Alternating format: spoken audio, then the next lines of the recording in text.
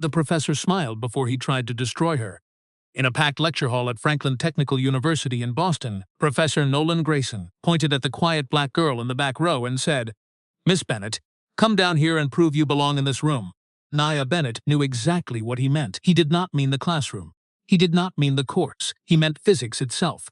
What Grayson did not know was that Nia had spent years studying the notebooks of her dead father, Marcus Bennett, a forgotten physicist whose invention had been stolen by the same man standing at the board. And before the week was over, the professor who built his career on Marcus Bennett's pain would finally hear his own lies spoken back to him. Before we continue, comment what time you're watching and where in the world you're from. And don't forget to subscribe because tomorrow's story is one you simply cannot miss. Nia Bennett was 19 years old when she learned that some rooms do not reject you with locked doors. They reject you with silence. They reject you with the pause after your name is called. With the quick look at your hair. With the smile that says, "Are you sure you are in the right place?" With classmates who ask what sport you play before they ask what you study. With professors who call your confidence attitude and another student's confidence promise. Franklin Technical University sat in the heart of Boston, surrounded by research hospitals, biotech offices, glass towers, old brick buildings, and money that moved quietly through rooms most people never entered. The campus looked like the future: clean steel, bright labs, robotic arms moving behind glasses, energy prototypes glowing in display cases, posters about climate innovation, quantum systems, space propulsion, and ethical technology. But Nia had learned early that the future did not welcome everyone the same way. She was from the south side of Chicago. Her mother, Denise Bennett, worked nights as a respiratory technician at a hospital near Bronzeville. Her father, Marcus Bennett, had once been a physicist with the kind of mind people talked about carefully, as if too much praise might make the world jealous. At least that was what the old letters said. Nia remembered Marcus differently. She remembered him sitting on the kitchen floor with her when she was little, using coins, bottle caps, and flashlight batteries to explain energy flow. She remembered him drawing waves on napkins. She remembered him telling her that physics was not just about machines or stars. "It is about truth," he said once, tapping the table with a pencil. "The universe does not care who your parents are. It does not care if you are rich or poor. If you ask the right question, it answers." She also remembered the smell of beer. She remembered her mother's tired voice saying, "Marcus, please, not tonight." She remembered unopened bills. She remembered broken promises. She remembered the night 2 police officers came to their apartment while rain ran down the windows. Marcus Bennett died when Nia was 11 years old. The report said he lost control of his truck on the Dan Ryan Expressway after leaving a bar in heavy rain. It was a single vehicle accident. No one else was hurt. He had been drinking. Denise did not hide that forever. She tried at first because mothers try to protect children from truths sharp enough to cut them. But Chicago was a city with long memories, and grief always leaks through closed doors. By the time Nia was old enough to understand, she knew the alcohol had not been the beginning. It had been the aftermath. Something had happened to Marcus Bennett long before that crash. Something at Franklin Technical University. Something that took a brilliant young physicist and turned him into a man who drank to quiet his own mind. Nia found the notebooks when she was 13. They were inside a plastic storage bin at the back of her mother's closet, underneath winter coats, old hospital uniforms, and a box of photographs Denise never opened. At first, Nia thought they were journals. Then she opened the first notebook and saw equations, not classroom equations, not neat textbook examples. These pages were alive: field diagrams, prototype sketches, thermal load calculations, phase drift notes, energy transfer models, handwritten corrections, crossed-out assumptions, questions in the margins. Her father's mind was still moving across those pages. Nia did not understand most of it then, but she knew it mattered. She began reading in secret. At first, she copied symbols without knowing what they meant. Then she searched terms online. Then she watched university lectures from MIT, Stanford, Berkeley, and anywhere else the internet would allow a broke black girl from Chicago to listen for free. By 14, she understood basic mechanics beyond anything taught in her school. By 15, she was studying electromagnetism at night after finishing homework that felt too easy. By 6, she could read parts of Marcus Bennett's energy field diagrams and understand why his thinking was different.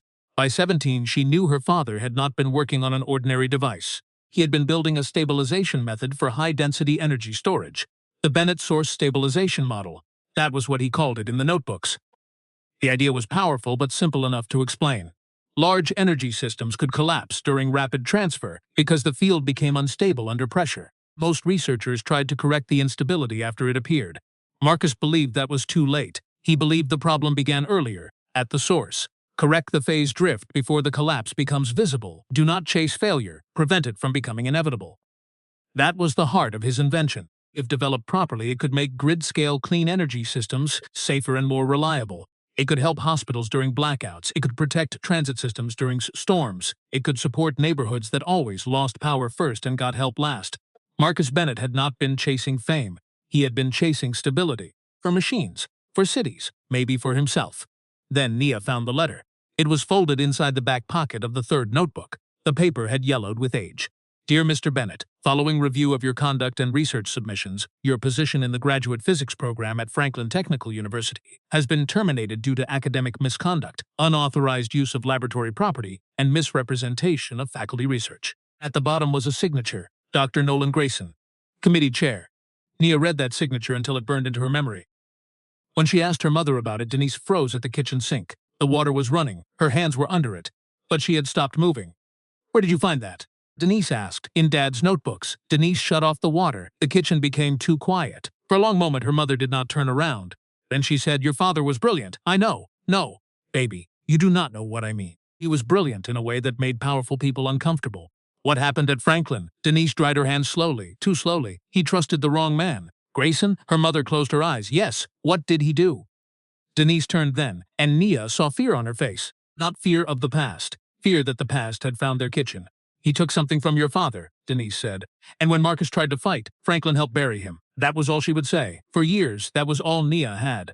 A dead father, a stolen invention, a professor's name, a silence shaped like a warning. Then Franklin Technical University accepted her. Full scholarship, physics major, energy systems track. Denise tried to cry when the acceptance letter came, but not the way Nia expected. There was pride in it, yes, but there was also terror. Baby, Denise said, holding the letter in both hands, your father would have been so proud. Nia smiled, but she also saw the way her mother kept looking at the school name, Franklin Technical University, the place that had swallowed Marcus Bennett whole. A week later, Denise sat Nia down at the kitchen table. You do not have to go there. Nia looked at her. It is one of the best physics programs in the country. There are other good schools, not for energy field systems. Not like Franklin. Denise's mouth tightened. That place hurt your father. Someone there hurt him. Institutions are made of people, Nia. And when enough people choose silence, the institution becomes the harm. Nia did not answer. Her mother reached across the table. You think you are going there to study? I am. No, you are going there to understand what happened. Nia looked down. Denise's voice softened. I know you. I know that quiets you make when your mind is already 3 steps past what you are saying. Nia finally said, he deserved better. Yes, he did. Then somebody should say it. Denise held her daughter's hand tighter. Your father tried to say it. He had notebooks, he had dates, he had lab files, he had truth, and it still was not enough. Nia looked toward the hallway closet where the notebooks were hidden. Then I will need more than truth. Her mother stared at her. For a moment, neither of them spoke. Then Denise said the sentence that would follow Nia all the way to Boston. If you go, do not fight angry, fight prepared. So Nia went. She arrived in Boston with 2 suitcases, 3 of her father's notebooks, and a rule she had made for herself. Survive first, shine later. At Franklin Tech, she learned quickly that intelligence was not enough. Some students had grown up inside the language of elite universities. Their parents were doctors, engineers, attorneys, professors, executives. They knew how to speak to faculty after class. They knew how to network without seeming desperate. They knew which internships mattered before orientation ended. You knew how to stretch a meal plan. She knew how to work a late shift and still make an 8 o'clock lab. She knew how to hear an insult hidden inside a compliment and keep walking. A student from Connecticut once saw her entering the advanced lab and said, General physics tutoring is downstairs. Nia said, then you should hurry. A teaching assistant once asked if she had taken the prerequisites. Nia said, the registrar checked before you did. A senior in her mechanics class asked whether she was at Franklin on an athletic scholarship. Nia said no. Are you? He stopped speaking to her after that. But Nia did not let those moments become her whole life. She studied. She worked. She listened. She kept her grades high but not dazzling. She did not raise her hand unless she had to. She wrote most of her real questions in the margins of her notebooks, where they were safer at night. She worked at a hospital equipment depot in Roxbury, cleaning and logging returned medical devices, checking oxygen monitors, stacking boxes, and sending part of each paycheck home to Chicago. Sometimes after midnight she returned to her dorm exhausted, opened her father's notebook, and read 1 page before sleeping. It felt like sitting beside him again. Then sophomore year began. Advanced energy field dynamics was required for her track. Only one professor taught it, Nolan Grayson. When Nia told Denise over video call, her mother's face changed. Drop it, I cannot. There has to be another section. There is not. Take it next year. It is not guaranteed he will not teach it then too. Denise looked away. Nia, I know he was Dad's advisor. Her mother turned back sharply. How do you know that? I found enough in the notebooks. And the letter. Denise looked tired suddenly. Older. Marcus was his graduate student, she said. Grayson controlled the lab, the funding, the conference approvals, everything. That is why it was so easy for him to steal it. Denise nodded. Your father developed the model in Grayson's lab. Grayson had access to all of it. When Marcus objected, Grayson made it look like Marcus had crossed professional boundaries. Meaning? Meaning he turned a student's work into faculty property, then accused the student of stealing. Nia felt cold. It was not just theft, it was a system. Denise leaned closer to the camera. Listen to me. Nolan Grayson is not just rude, he is not just old-fashioned. He is dangerous because he knows how to make cruelty sound like procedure. Nia nodded. Then I will document everything. Everything, dates, comments, assignments, witnesses, and do not confront him alone. Nia almost smiled. You sound like a lawyer. I sound like a woman who watched your father fight without enough people standing beside him. Professor Nolan Grayson was 63 years old, with silver hair, polished shoes, and the calm arrogance of a man who had been applauded for too long. He had spent more than 30 years at Franklin Tech. His name appeared in textbooks. His patents were licensed by energy companies. His lectures drew donors. His former students worked at NASA, national labs, private aerospace firms, and federal research offices. Students called him the gatekeeper, not to his face, never to his face. Grayson believed physics was a hierarchy, and he believed he stood near the top of it. He liked saying nature has no obligation to be inclusive. People laughed when he said it, though not always because it was funny. He also said, science is not a social program, and lowering standards helps no one, and not every scholarship story becomes a scientist. He rarely mentioned race directly. Men like Grayson rarely had to. Prejudice in elite spaces learns to wear a clean shirt. It does not shout. It questions fit. It questions preparation. It questions tone. It questions whether someone is ready for this level. When Nia first walked into his class, Grayson paused at the attendance sheet. Bennett. Nia looked up. Yes, Professor. He studied her for a moment. Any relation to Marcus Bennett? The lecture hall was still settling. Students opening laptops, whispering, laughing. But Nia heard only that question. He was my father. A flicker moved across Grayson's face. So quick most people would have missed it. Nia did not. Interesting, he said. Then he moved on. After that, he watched her, not constantly. That would have been too obvious, but enough. When she submitted a clean derivation, he wrote, adequate, though the method suggests outside assistance. When she asked a question after lecture, he said, Miss Bennett, confidence becomes useful only after it is earned. When a white male student asked nearly the same question the next week, Grayson said, that is a sophisticated concern. Nia wrote it all down. Date, time, witnesses, exact wording. She did not complain, not yet. Her mother's voice stayed with her. Fight prepared. For 6 weeks, Nia stayed quiet. She attended lecture, completed assignments, worked nights, studied Marcus's notebooks, built a timeline in a private folder on her laptop. She named the folder Blue Weather. That was what Marcus had called problems that looked impossible before you understood the storm. Blue weather, he once told her, is what people call the sky before they learn to read it. By late October, Nia had gathered enough to suspect that Grayson's famous framework was built on Marcus Bennett's model. The diagrams matched too closely. The language in Grayson's early papers echoed Marcus's notes. A patent filed under Grayson's name described a source behavior Marcus had sketched years before. But suspicion was not proof. Proof needed a moment, and Nolan Grayson gave her one. It was a Tuesday afternoon. Cold rain tapped against the tall windows of room 412. The lecture hall held almost 100 students that day because Grayson had allowed graduate auditors to attend.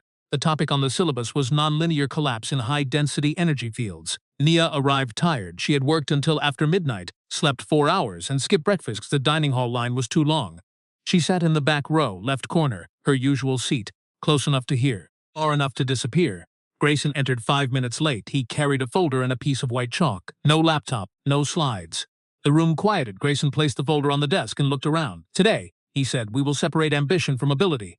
A few students exchanged glances. Nia opened her notebook. Grayson turned to the board and began drawing. First, a containment chamber, then a field transfer path, then a nonlinear resonance curve, then a thermal load condition, then the source coupling term. Nia stopped writing. Her eyes locked on the board. She knew the structure. Not from Grayson's textbook. From Marcus Bennett's second notebook, page 142, coffee stain in the corner, blue ink in the margin. Collapse begins before the field admits it. Grayson kept writing. His version was cleaner than Marcus's early sketch. More polished, shaped by years of lectures and publications. But the bones were the same. Marcus's bones. Grayson stepped back. This problem has defeated serious researchers, he said. Not because they lacked effort, but because effort without the right mind is simply noise. He let that sentence sit. Then he turned. His eyes moved across the room, past graduate students, past senior physics majors, past the confident sons of donors, past the students who laughed too quickly at his jokes, until they landed on Nia Miss Bennett. The room turned. Nia did not move at first. Grayson smiled. "Come down." She closed her notebook. Slowly. "Is this required?" The smile thinned. "It is an opportunity for whom?" A few students looked up. Grayson's eyes hardened. "For you, Miss Bennett." Nia stood.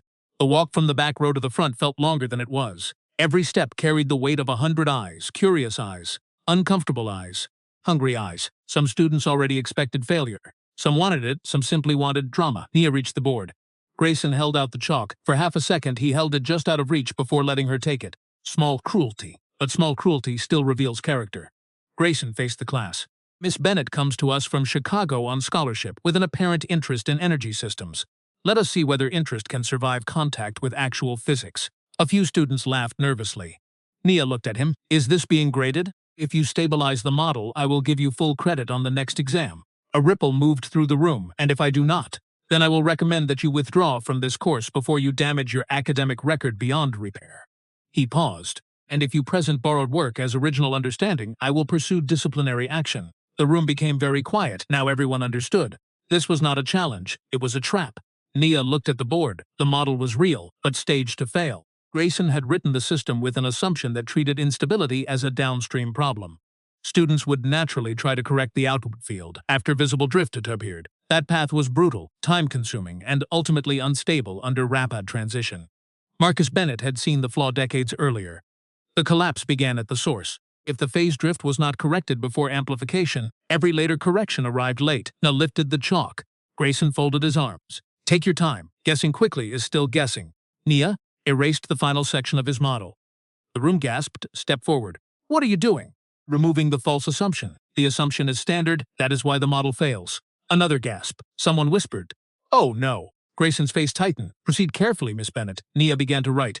She did not rush. This was important. If she moved too fast, Grayson could call it memorized. If she acted too dramatic, he could call it performance. She needed the room to see understanding. So she explained as she wrote. "You are treating resonance drift as a downstream failure," she said. "That means the correction loop responds after the field has already begun to amplify instability." She rewrote the source term. "But the drift begins inside the source coupling. If the correction is introduced here, before the transition spike, the system does not have to chase collapse." She added a preemptive correction. A student in the second row leaned forward. A graduate auditor opened his laptop again. Nia continued. "This does not eliminate heat loss. It does not create perfect storage. But it changes the failure condition." She modified the feedback loop. "The system anticipates displacement instead of reacting to it." Grayson stepped closer. "That term is not in the assigned material." "No." "Then where did you learn it?" Nia turned her head slightly. "My father's notebooks." The room went still. Grayson's expression changed for a moment. But enough. His eyes widened. His face lost color. His jaw tightened before he recovered. Nia saw it. So did Rachel Miller in the front row. Rachel was one of the strongest students in the course, a senior from Minnesota who rarely spoke unless she was sure. She looked from Grayson to Nia, then back to the board. Nia kept writing, line by line. She expanded the derivation enough that the logic could be followed. She defined the boundary condition. She adjusted the damping term. She accounted for transfer delay. She drew the response curve. The field no longer collapsed under controlled repetition. Not perfectly stable. That would have been unrealistic. But stable within prototype tolerance. Enough to prove the correction. Enough to prove Marcus Bennett's idea worked. Nia set the chalk down. "The chamber still loses energy under high load," she said. "But it does not collapse during the transition. The correction begins before the failure becomes visible." Silence. Then Rachel Miller raised her hand. "Professor Grayson." He did not answer. Rachel lowered her hand and spoke anyway. "Her correction works." Grayson turned sharply. "Miss Miller, I did not ask for commentary." A graduate auditor said quietly.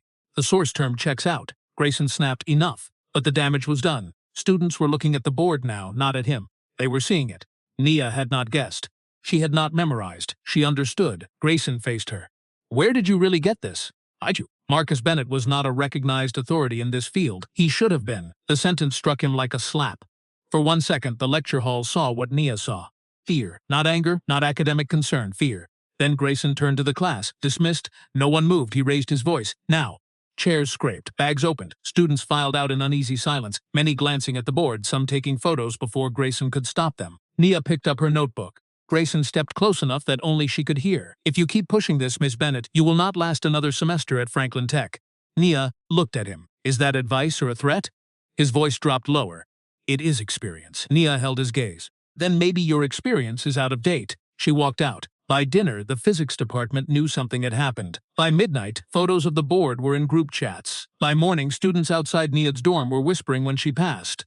Some looked impressed. Some looked suspicious. Some looked angry, as if her competence had taken something from them. One anonymous note appeared under her door that night. "Go back to Chicago." Nia stared at it for a long time. Then she placed it in a folder labeled Evidence.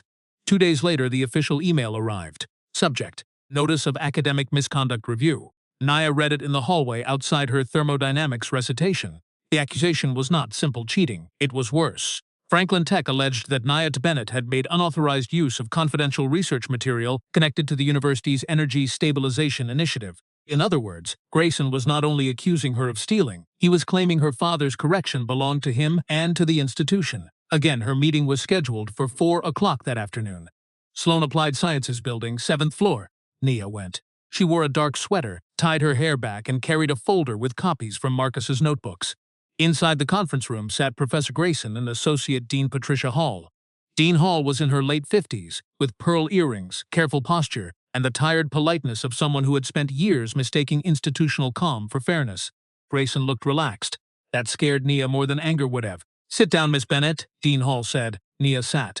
Dean Hall folded her hands. "This is a serious matter. I understand. Professor Grayson believes that your classroom derivation contained protected research material from an ongoing Franklin Tech project." Nia looked at Grayson. "Research based on my father's work." Dean Hall blinked. Grayson gave a soft laugh. "That is an extraordinary accusation. It is a documented one." Nia opened her folder and placed copied pages on the table. "These are from Marcus Bennett's notebooks. The source-coupled correction appears here. The dates are years before Professor Grayson's publications. Grayson did not touch them. Photocopies prove nothing. I can provide scans of the originals. Scans prove nothing. I can provide the notebooks, and I can provide decades of recognized scholarship," Grayson said. "Do you understand the difference?" Nia looked at him. Power. Dean Hall shifted uncomfortably. "Miss Bennett, I suggest we keep this conversation productive." "Productive for whom?" Dean Hall's voice hardened. "Be careful." Nia turned to her. "That is the second warning I have received this week." Grayson leaned forward. "Let me be direct. Your father was dismissed from this institution after a misconduct review. He was not a martyr. He was unstable, combative, and unable to accept professional boundaries." Nia felt her chest tighten. "My father is dead. You do not get to insult him in front of me." Dean Hall said quickly, "Professor Grayson, let us focus on the current matter." But Grayson's mask had slipped. He was no longer speaking as a professor protecting research. He was speaking as a man haunted by a name. "Marcus Bennett made claims he could not prove," he said. "Now his daughter appears to be repeating them with the same lack of discipline." Nia placed another document on the table. "This is the letter removing him from the program. You signed it, as committee chair. You were also his advisor." "Yes, so you controlled his lab access, funding, publication approvals, and recommendations. That is how graduate research works. You had access to his notebooks. Student work produced under faculty supervision is not personal property in the way you imagine." Nia nodded slowly. "There it is." Dean Hall frowned. "There what is? The belief that because he worked in your lab, his mind belonged to you." Grayson stood. "Enough." Nia stood, too. Dean Hall said, "Miss Bennett, sit down." Nia did not. "I am requesting a formal hearing. I am requesting an independent faculty advisor. I am requesting that Professor Grayson be removed from any evaluative role because he has a direct conflict of interest, and I am requesting preservation of all records connected to Marcus Bennett's dismissal and Professor Grayson's early energy stabilization publications." Dean Hall stared at her. Grayson smiled coldly. "You are making a mistake." Nia picked up her folder. "No, I am making a record." Then she left. That night, she called her mother. Denise listened without interrupting. When Nia finished, her mother said, "Come home. I have class. Come home. I have work. I will help with what I can." "Mom, I need Dad's files." A long silence. Then Denise said, "I know." Nia flew to Chicago that Friday night. Her mother picked her up from Midway after midnight. The city moved around them in wet pavement, orange streetlights, and the low thunder of trains. Neither spoke much on the drive. At the apartment, Denise made tea neither of them drank. Then she brought out a locked storage box Nia had never seen before. It was smaller than the bin with the notebooks. Older, heavier somehow.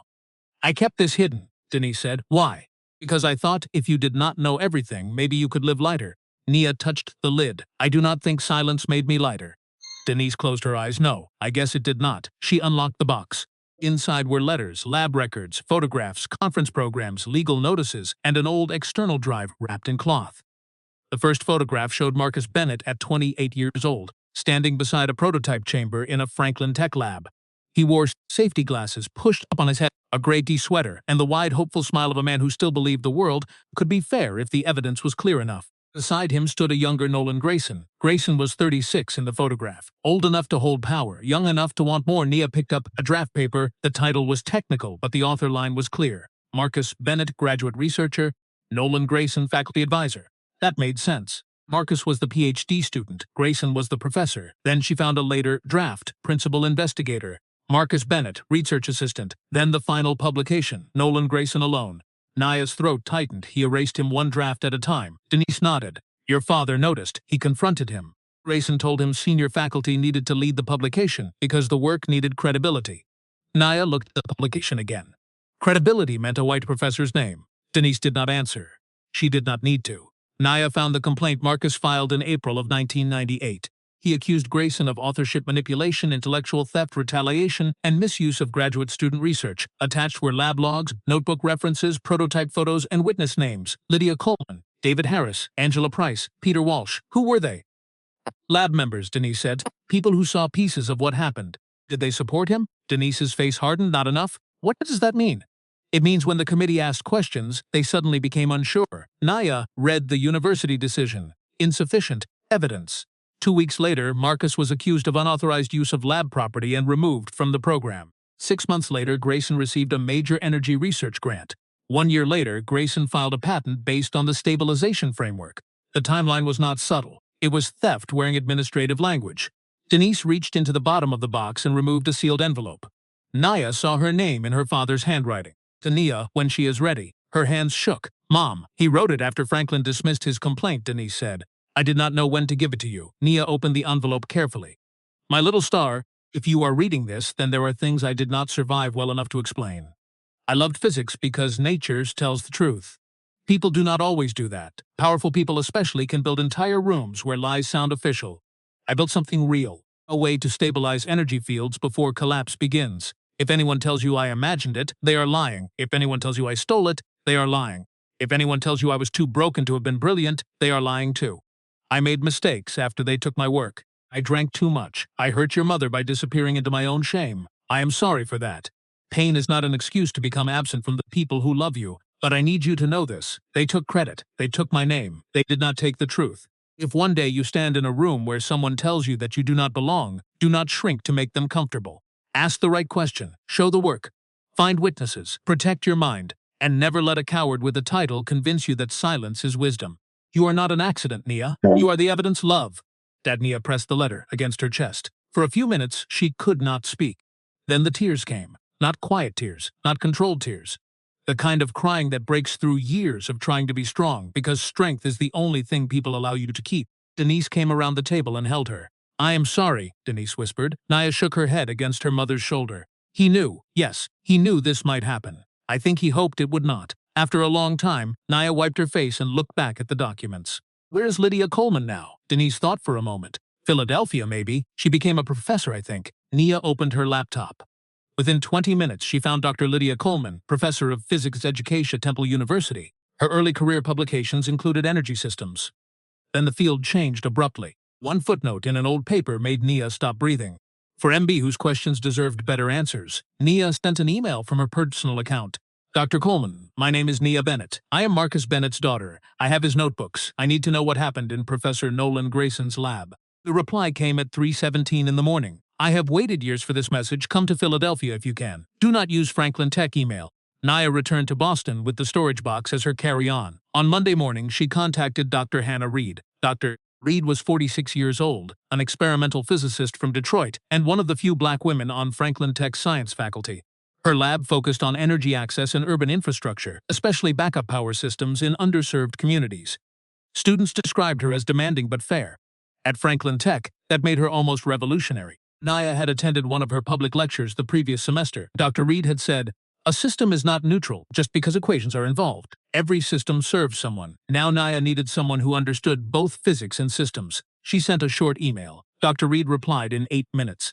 My office. 10 o'clock. Documents do not discuss details over university email. At 10 sharp, Nia sat across from Dr. Reed in a small office full of books, lab models, and framed photographs of Detroit. Dr. Reed read quietly for nearly an hour. Nia watched her face change. Concentration, recognition, anger, calculation. Finally, Reed looked up. This is not just a student conduct issue. No, this is a research misconduct case with a retaliation charge attached. Will Franklin admit that? No. Nia almost smiled. That was quick. It is an honest no. Dr. Reed tapped the notebooks. We need authentication. Handwriting, paper aging if possible, metadata from the external drive, publication timeline, patent comparison, witness statements, independent experts outside Franklin. I have Lydia Coleman willing to meet. Dr. Reed's expression sharpened. Good, but be careful. If she stayed silent before, she may still be afraid. I think she is. Fear does not make someone useless, Reed said, but it does make them unpredictable. Nia nodded. Dr. Reed leaned forward. And Nia, listen to me carefully. Grayson will not only attack the documents, he will attack you. He will imply you are emotional, coached, angry, unprepared, maybe unstable like he claimed your father was. Do not give him loose words to twist. Nia looked down. I am angry. You should be. Dr. Reed's voice softened, but anger is fuel, not steering. That sentence stayed with Nia all the way to Philadelphia. She took the train before dawn. Boston to New York to Philadelphia. She kept Marcus's notebooks in a backpack under her feet. Every time someone walked too close, she pulled the bag nearer. Lydia Coleman met her at a quiet coffee shop near Temple University. She was 57, with short gray hair, tired eyes, and hands that trembled when Nia placed the notebook on the table. You look like him? Lydia said. Nia did not answer. Lydia touched the notebook but did not open it. I was there, she whispered. The coffee shop noise faded. Then, tell me, Nia said. Lydia closed her eyes. Marcus built the correction. Grayson did not understand it at first. Not fully. He kept calling it elegant but impractical. Marcus kept testing. Then the prototype held under rapid transition load. Not perfectly, but enough. The source correction. Lydia looked up sharply. You know it? I know his work. Lydia nodded slowly. Then you know why Grayson wanted it. What happened? Marcus was preparing to present at a Department of Energy conference in Washington. Grayson told him the model needed more review. He said Marcus was too young to understand the politics of presenting unfinished work. But Grayson presented it. Yes, under his own name. Lydia's eyes filled. Yes, Nia's voice stayed controlled. And when my father objected, Grayson warned him. He told Marcus not to confuse access with authorship. Nia almost laughed. It was the same logic Grayson still used. Lab access meant ownership. Authority meant truth. Power meant memory. Did you give a statement? Lydia looked down. I gave a weak one. What does that mean? I said Marcus had been working on related ideas, but I claimed I could not verify authorship. But you could. Yes. Why did you lie? The question was not loud. That made it worse. Lydia flinched. I was 29. I had no money. No family safety net. Grayson told us anyone supporting Marcus could be implicated in misuse of lab data. He said our careers would be over before they began. So you chose your career. Lydia's face crumpled. Yes, my father chose the truth. I know. No, Nia said. You know now. He knew then. Lydia covered her mouth. For a moment, Nia wanted to hate her completely. It would have been easier. But the woman across from her was not a villain. She was something more common and more dangerous. A person who had known enough to help and had been too afraid to pay the cost. Lydia reached into her bag and pulled out a folder. This is a sworn statement. I wrote it last night. It includes the prototype test, the conference, the pressure from Grayson, and my failure to tell the truth when it mattered. Then she removed a small external drive. Nia stared. What is that? A backup from the lab. Marcus asked me to keep it after he became suspicious. Nia's hands went cold. You had this the whole time? Lydia nodded. Why did you not give it to him? Lydia's silence answered before her words did. Because I was afraid. Nia looked away. Her father had been drowning and someone had been holding a rope in a drawer. Will you testify publicly? Nia asked. Lydia wiped her face. Yes, if Grayson attacks you, yes. If Franklin tries to protect itself, yes. Nia stood. Then this time be useful. Lydia nodded. I will. Back in Boston, Dr. Reed moved fast. She made forensic copies of the drive through an independent digital evidence specialist. She contacted Dr. Walter Hayes, a retired Berkeley physicist known for research integrity investigations.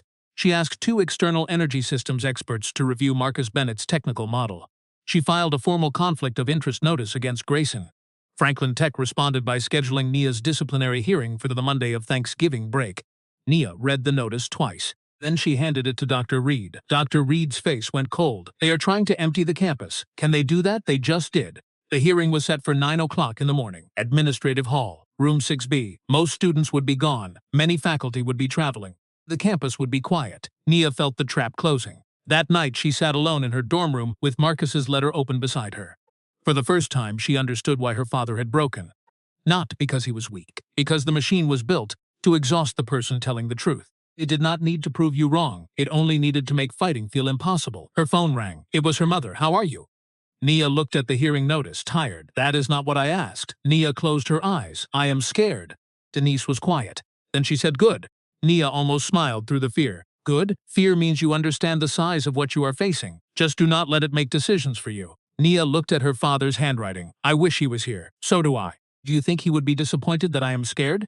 Denise's voice softened. "No, your father was scared too. What hurt him was being scared alone."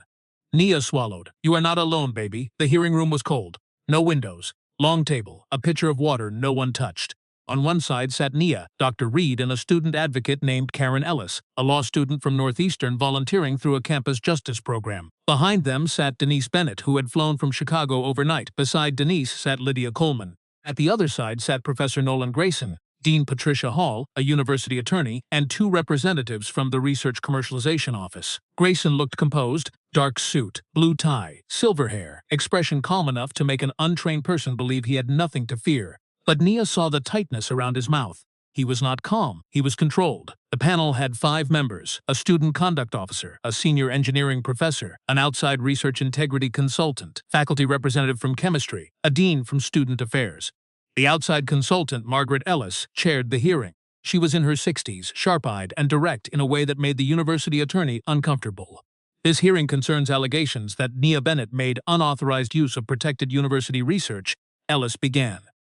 It also includes counter-allegations that the disputed material originated with Marcus Bennett and was misappropriated by Professor Nolan Grayson. Grayson's attorney objected immediately. The historical allegations are prejudicial and irrelevant to the student conduct matter.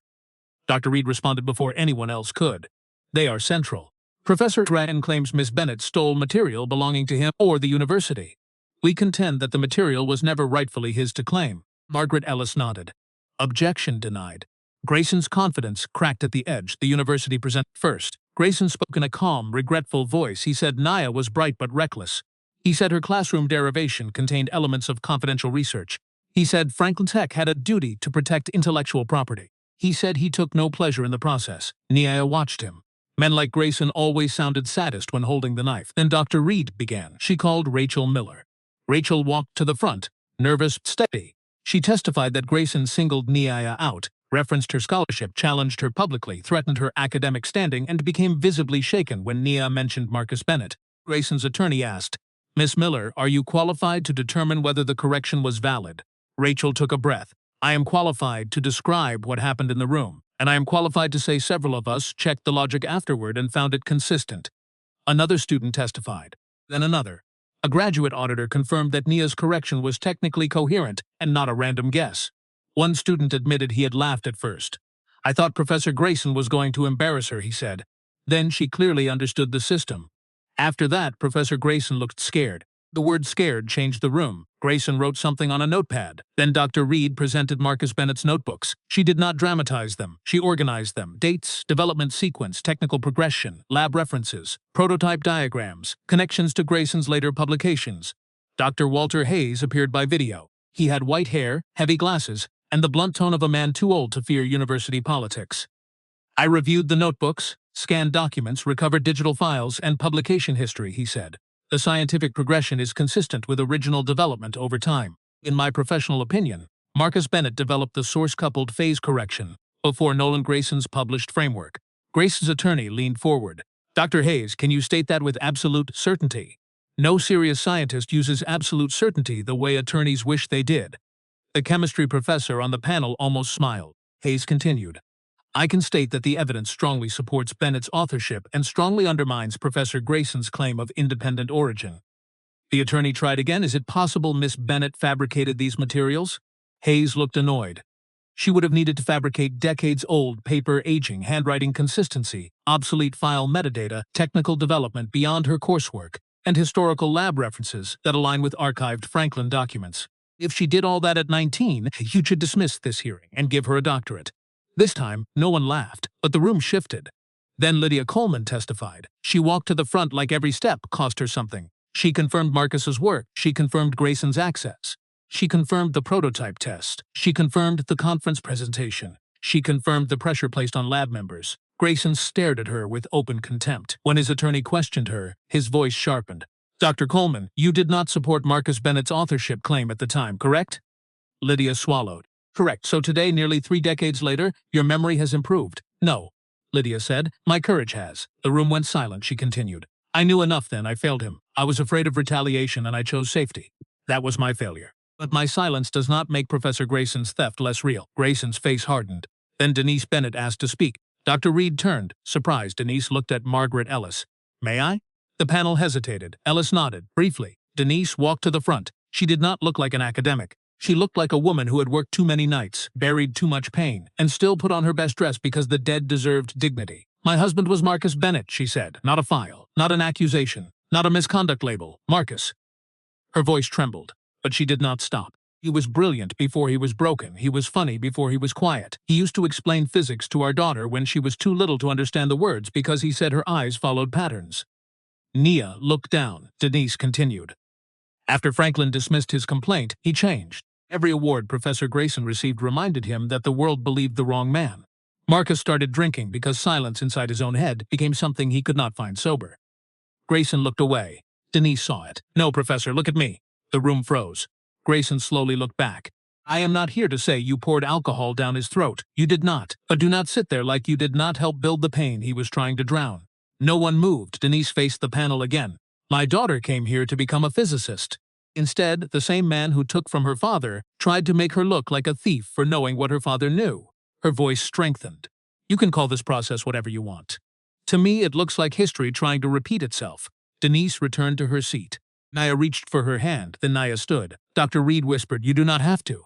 Nia said, I know. She walked to the front. She carried no notes. My name is Nia Bennett. I am 19 years old. I am a physics student. I am also Marcus Bennett's daughter. She looked at the panel. In Professor Grayson's classroom, I was not invited to solve a problem. I was selected to fail. The message was clear. A girl like me, from a place like mine, with a scholarship money, was supposed to be grateful, quiet, and limited. Grayson shifted. Nia continued, but physics does not care about Professor Grayson's assumptions. A field either stabilizes or it does not. A model either predicts behavior or it fails. My father understood why the traditional model failed. He corrected instability at the source. She turned slightly toward Grayson. When I wrote that correction on the board, Professor Grayson recognized it. That is why he became afraid. Not because I stole from him. Because he remembered who he stole from. Grayson's attorney objected. Margaret Ellis said, the statement will be considered in context. Nia kept going. My father was not perfect. He struggled with alcohol after losing his career. He died in an accident connected to that struggle. But his pain does not erase his brilliance. His addiction does not make his invention disappear. Broken people can still be telling the truth. Denise began crying silently. Nia's voice did not break. I am asking this panel to dismiss the charge against me. I am asking Franklin Tech to investigate Professor Grayson's authorship claims, and I am asking this university to stop using process as a weapon against people with less power. She paused. My father wrote that I was not an accident. He said I was the evidence, so here I am. No one spoke. Then Margaret Ellis turned to Grayson. Professor Grayson, do you have dated documentation showing your independent development of the source-coupled phase correction before Marcus Bennett's drafts? Grayson opened his mouth, closed it. His attorney whispered to him. Grayson's face had lost color. I would need access to archived materials. Margaret Ellis stared at him. That is not an answer. The immediate charge against Nia was suspended pending a full investigation. Grayson was removed from teaching duties the next day. Franklin Tech tried to keep everything quiet. It failed. Students had already been talking. Witnesses had already told friends. Someone leaked a summary of the hearing to the campus newspaper. Then Boston media picked it up. Then Chicago. Then national science outlets. Black physicist daughter's famous professor over stolen energy model. Franklin Tech opens misconduct investigation into celebrated researcher. Student accused of theft may be heir to original invention. Nia did not read most of the articles. Her mother did. Dr. Reed did. Lawyers did. Nia kept going to class. She kept working nights. She kept answering investigators. She kept reminding herself to eat. Some students supported her. Others resented her. One anonymous comment online said, of course she is playing the race card. Nia printed it and added it to the folder. Not because it was legal evidence, because it was evidence of the world around the legal evidence. For 3 months, the investigation consumed everything.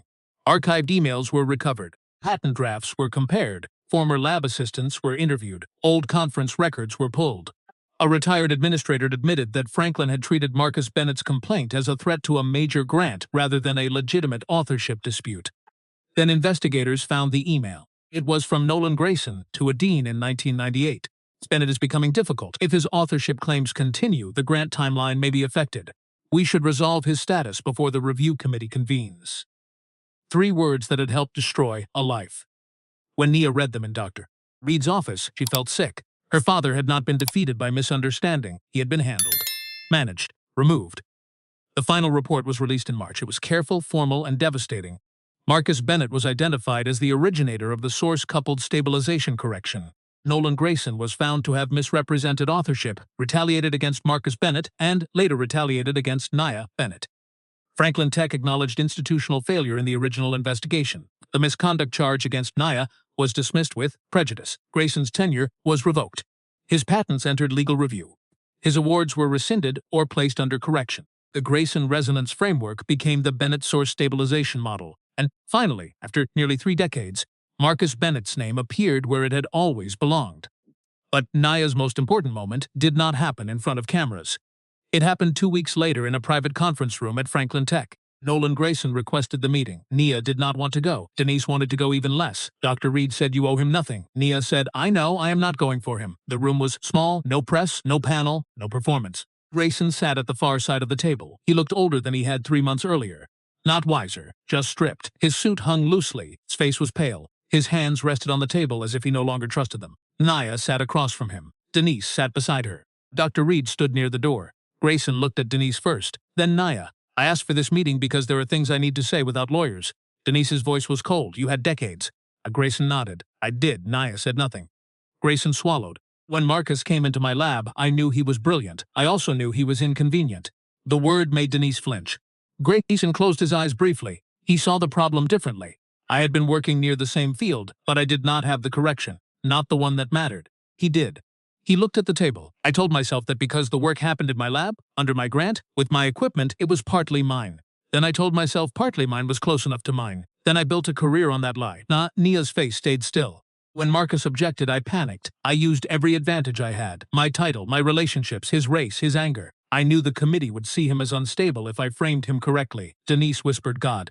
Grayson's eyes filled. I told myself he was too emotional for science. But the truth is, he was emotional because I had stolen from him. Nia leaned forward. "And when I walked into your classroom?" Grayson looked at her then. "I saw the name first, Bennett. Then I saw the correction. I knew. You knew in the classroom." "Yes, and you still accused me." His voice broke. "Yes." "Why?" "Because for a few hours I became the same man again." Nia stared at him. Grayson wiped his face. "I was afraid of losing everything, so I did what I had done before. I tried to make a Bennett look like a thief." Denise stood so quickly her chair scraped the floor. "You do not get forgiveness because you finally ran out of places to hide. I know. You do not get to cry now and call that justice." "I know. My husband died believing the world thought he was a fraud." Grayson's voice became barely audible. "I know." Denise pointed at him. "No. You do not. You went home with awards. He went home with bottles. You got applause. He got shame. You got a career. My daughter got a grave." Grayson covered his face. For a moment, Nia saw him not as a monster, but something smaller. A coward who had been allowed to become powerful. That did not make him less guilty. It made the lesson clearer. Nia stood. "I am not here to forgive you." Grayson lowered his hands. "I did not expect you to. I am here because I wanted to know if you understood what you took." He nodded, crying quietly. "I took his work." "No," Nia said. "That was only the beginning." Grayson looked at her. "You took his name. You took his confidence. You took years from my mother. You took the father I should have had. You took the version of Marcus Bennett who might have healed before the bottle became easier than memory." The room went silent. Nia lifted her father's notebook from her bag. "But you did not take everything." Grayson stared at it. "You did not take his mind. You did not take the truth. You did not take me." She placed the notebook back inside her bag. "My father believed energy changes form. So this is what happens now. His pain becomes research. His name becomes a scholarship. His invention becomes public record. And your name becomes a warning." Grayson nodded slowly. "That is fair." Nia shook her head. "No, fair would have been you telling the truth when he was alive. This is just what remains."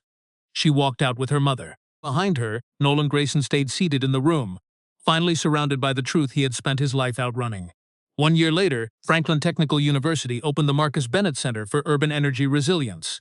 Nia insisted on the word urban, not because Marcus had cared only about cities, but because he had cared about people who were always last on line when systems failed. Chicago, Boston, Detroit, Philadelphia, Baltimore, Atlanta. Cities where hospitals needed backup power, where apartment buildings overheated during summer outages, where storms exposed inequality faster than speeches ever could. The center funded first-generation physics students, especially students from public schools and working-class neighborhoods. It paid undergraduate researchers instead of offering unpaid prestige. It partnered with community colleges. It sent lab equipment to underfunded high schools. At the dedication ceremony, Denise Bennett sat in the front row holding Marcus's old Franklin Tech badge. The university president gave a careful speech. Dr. Reed gave a better one. Then Nia stepped to the microphone. She was 20 now, still young, still grieving, but no longer hiding. Behind her, a large photograph showed Marcus Bennett in the lab at 28, standing beside the prototype chamber with safety glasses pushed onto his head. For the first time, the caption was correct. Marcus Bennett, physicist, inventor of the Bennett source stabilization model. Nia looked at the audience. When people tell this story, she said, they usually start with what happened to me in Professor Grayson's classroom. But that is not where the story began. She turned slightly toward the photograph. It began with a young physicist from Chicago who believed energy systems could serve people better. It began with late nights in a lab, equations written by hand, a prototype that held stable long enough to prove he was right, and a man who thought truth would be enough. Her voice softened. My father was brilliant. He was also wounded. After his work was stolen and his name was damaged, he struggled with alcohol. That struggle hurt our family. I will not romanticize it. Pain does not become beautiful just because someone talented carries it. The room stayed silent, but I also refused to let his struggle be used to erase his truth. Marcus Bennett was not a fraud. He was not a footnote. He was not an unstable student who imagined greatness. He was a physicist whose work was taken by a man with more power. Denise wiped her eyes. Nia continued, this center cannot bring my father back. It cannot give my mother the years she lost. It cannot undo the nights he drank, because silence was easier than remembering. But it can do something important. It can make sure the next Marcus Bennett is not alone when he tells the truth. She looked toward the students, and it can make sure the next Nia Bennett does not have to be humiliated in public before someone admits she belongs in the room. Applause began softly. Nia lifted a hand. Not yet. The room quieted. This is not only a story about one bad professor. That would be too easy. Professor Grayson stole the work, yes, but others protected him. Some were afraid, some were ambitious, some were comfortable. Some told themselves they did not know enough, some knew plenty. Lydia Coleman sat in the third row. Tears moved down her face. Nia saw her and continued. Silence is not always empty. Sometimes silence is a decision. Sometimes silence signs the paper. Sometimes silence lets the wrong name go on the award. She took a breath. So, the lesson cannot simply be, do not steal. Most people already know that. The harder lesson is this. Speak when speaking still costs something. Correct the record before the person is gone. Do not wait until courage is convenient. Now the applause came harder. This time, Nia led it. Months later, she returned to room 412 as a teaching assistant. The course had a new professor, Samuel Brooks, a patient but demanding physicist from Baltimore, who believed rigor did not require cruelty. On the first day, Nia saw a young black student sitting in the back row, quiet, watchful, trying to disappear. After class, Nia walked up to her. You caught the boundary condition error. The student looked startled. I did not say anything. You wrote it in the margin. The student covered her notebook. I was not sure. Nia smiled. That is what questions are for. The student hesitated. People look at me weird when I talk. I know. What did you do? Nia looked at the board where, 1 year earlier, a trap had become testimony. I learned the work so well that when I finally spoke, the room had to deal with the truth. The student looked at her. Does that always work? Nia shook her head. No. That is why you also need people. Witnesses, mentors, friends who will not disappear when things get hard. The student nodded slowly. What was your father like? Nia smiled. He believed physics could tell the truth even when people refused to. That night, Nia walked along the Charles River. Boston lights shimmered on the water. For years, she had thought justice would feel like victory.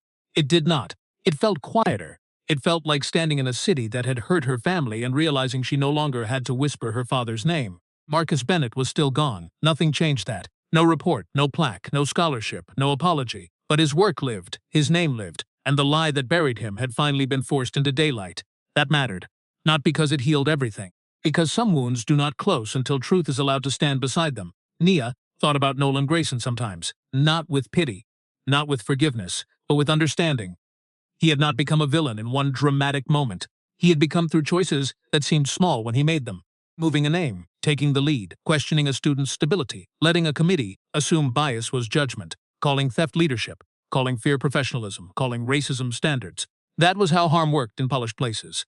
It wore nice clothes, it used official language, it smiled before it ruined you. But Nia also learned something else. Truth needed structure. Her father had truth but not enough protection. Nia had truth, documents, witnesses, experts, timing, and people willing to stand beside her. That was not weakness, that was strategy. The world often tells wounded people to be strong alone. But being alone is not proof of strength. Sometimes the strongest thing you can do is build a circle wide enough that power cannot isolate you. That became the heart of Nia's work. In physics, she studied stability. In life, she practiced it. A stable system needed support before collapse. So did people. So did justice. And if there was one lesson Marcus Bennett left behind, it was this. Energy does not disappear. Pain can become destruction. Pain can become silence. Pain can become a bottle, a crash, a family broken open on a rainy night. But pain can also become purpose. In Nia Bennett, Marcus's pain became a question no institution could bury. Who gets believed? Who gets credit? Who gets protected? Who gets erased? And once those questions entered the room, nothing at Franklin Tech could return to the way it had been. The professor who told her she did not belong lost the name he stole. The father who died in shame became the scientist he had always been. And the girl in the back row stopped hiding. Not because the world became fair, but because she finally understood what her father meant when he called her the evidence. She was evidence that brilliance can come from a rented apartment in Chicago. Evidence that grief can carry equations. Evidence that a black girl in a hostile room can know more than the man trying to humiliate her. Evidence that stolen truth does not stay buried forever. And evidence that when pressure rises, some systems collapse. But some people stabilize. Then they change everything.